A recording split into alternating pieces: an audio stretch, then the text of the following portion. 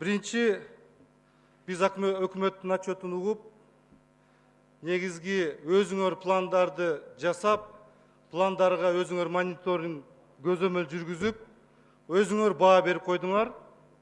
Бирок эгерде мамлекеттик дүйнөлүк рейтингдерди карасак, ал жерде дүйнөлүк рейтингде биздин акыбалыбыз жакшы эмес.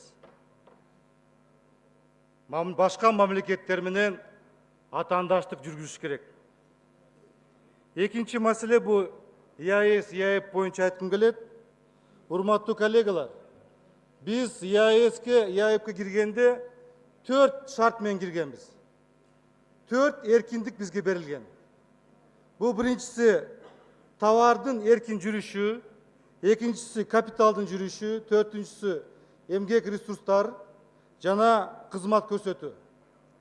Ар бирөөсүнө карап чыксак, товардын эркин жүрүшү. Бүгүнкү күндө проблема барбы? Бүгүнкү күндө проблема бар. Чек ара боюнча жана мына Россияда биздин азык-түлүк продукциялар токтолуп атат. Мына сиздер, Мухаммед Душекевич, 1-июльдан баштап электрондук маркировка кирет.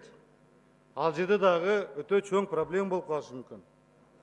Капиталдын эркин жүрүшү боюнча бүгүнкү күндө биздин жараныбыз капиталды алып келе албайт.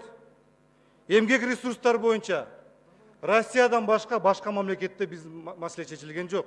Мына Казакстанда жүрөт биздин жарандарыбыз. Кызмат көрсөтүү боюнча мен ал сөз деле айтпай эле коеюн. А бирок биз Кыргызстан башка мамлекеттерге өзүбүздүн чек арабызды мыйзамсыз кирип аткан товарларга жолубузду ачып бердик. Ошол жагынан да көзөмөл күчөтүш керекпиз.